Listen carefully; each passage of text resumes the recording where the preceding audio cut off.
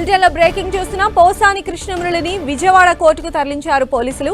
ఆయనపై భవానీపురం పిఎస్లో కేసు నమోదు కావడంతో విజయవాడ పోలీసులు రంగంలోకి దిగారు. ఆయన్ను కర్నూలు నుంచి ప్రత్యేక వాహనంలో విజయవాడకు తరలించారు.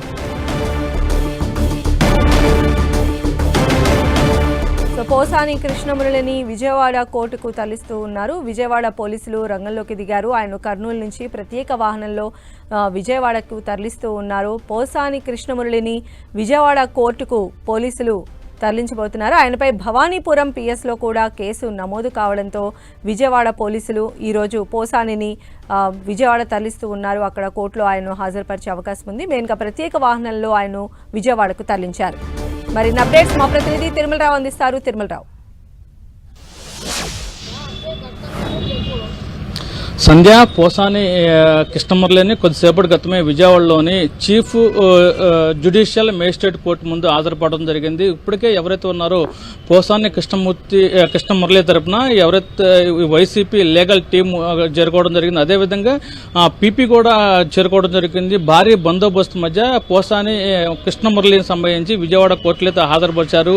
ఈ కేసుకు సంబంధించి విజయవాడ భవానీపురం పోలీస్ స్టేషన్లో అటు ప్రతిపక్షంగా ఉన్న వైసీపీ అధికారులు ఉన్న సమయంలో పోసాని కృష్ణమురళి జనసేన అధినేత పవన్ కళ్యాణ్ పై అనుచిత వ్యాఖ్యలు చేశాడంటూ ఎవరైతే ఉన్నారో జనసేన నాయకులు భవానీపురం పోలీస్ స్టేషన్ లో కంప్లైంట్ చేయడం జరిగింది. ఈ కంప్లైంట్ ఆధారంగా పోసాని కృష్ణమురళి పైన కేసు నమోదు చేశారు.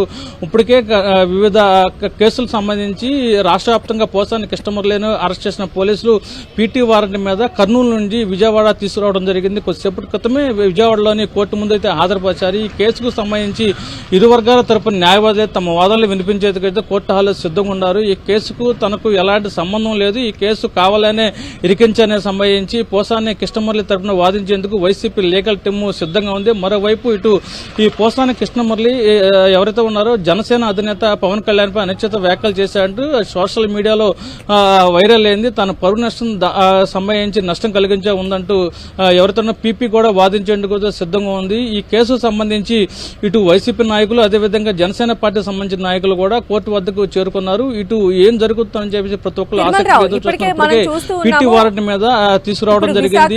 న్యాయమూర్తి కేసుకు సంబంధించి ఎలాంటి తీర్పు ఇస్తుంది అనేది ప్రతి ఒక్కరు ఆసక్తిగా చూస్తున్నారు. అయితే పోసానికి కొంత ఊరట లభించింది. బట్ అంటే విశాఖ లాంటి ప్లేసెస్ కి అక్కడ విచారణకి సంబంధించి ఆయనకి ఊరట లభించింది. కానీ ఇంకా మరికొన్ని కేసెస్ లో కూడా మరికొన్ని ప్లేసెస్ లో ఆయనకి ఊరట అయితే లభించాల్సి ఉంది. కాబట్టి ఫర్దర్ గా ఆయనకి ఏమైనా ఊరట లభించే ఛాన్సెస్ ఉండొచ్చా?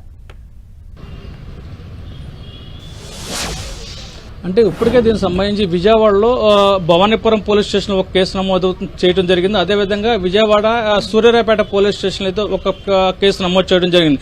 భవానీపురం పోలీస్ స్టేషన్ లో ఇటు జనసేన అధినేత పవన్ కళ్యాణ్ని అనుచిత వ్యాఖ్యలు చేశారంటూ కేసు నమోదు చేశారు. మరో పక్కన ఇటు సూర్యారావుపేట పోలీస్ స్టేషన్ సంబంధించి బిఆర్ నాయుడు మీద అనుచిత వ్యాఖ్యలు చేశారంటూ రమేష్ అనే వ్యక్తి కంప్లైంట్ చేయడం జరిగింది. ఈ కంప్లైంట్ హైకోర్టుకు వెళ్లడం జరిగింది. హైకోర్టు అయితే దీన్ని సున్నితంగా తిరస్కరించారు. ఈ కేసు సంబంధించి బిఎన్ఎస్ సెక్షన్ 35 అమల్లోకి రాదు కాబట్టి దీన్ని 41 నోటీసులు ఇచ్చి విచారించండి, పీటీ వారెంట్ దీనికి ఉపయోగపడదంటూ భవానీపురం ఏదైతే సూర్యాపేట పోలీస్ స్టేషన్ సంబంధించి నిన్న వారెంట్ లభించని చెప్పాలి. ఈ కేసు సంబంధించి భవానీపురం పోలీస్ స్టేషన్ లో నమోదైన కేసు సంబంధించి పీటీ వారెంట్ మీద కర్నూలు తీసుకురావడం జరిగింది. మరి రాష్ట్ర వ్యాప్తంగా అయితే మొత్తం 16 కేసులు ఎవరైతే ఉన్నారో పోసాని కృష్ణమురళి మీద నమోదు చేయడం జరిగింది.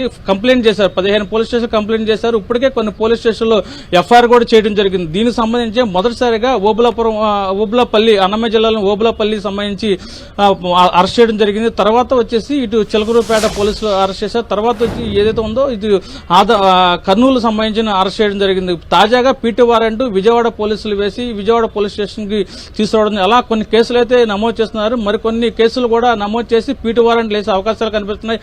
అయితే ఈ కేసు సంబంధించి కూడా పోసాని కృష్ణమురళి తరపున న్యాయవాదులు తమ హైకోర్టులో పిటిషన్ దాఖలు చేశారు. వాదపోదనలు జరుగుతున్నాయి. మరి కొన్ని కేసుల్లో కూడా హైకోర్టులో ఉన్నాయి. ఇటు న్యాయవాదులు వాదనలు బట్టి ఉపశమనం వచ్చే అవకాశాలు అయితే కనిపిస్తున్నాయి. సుమా. రైట్ తిరుమలరావు.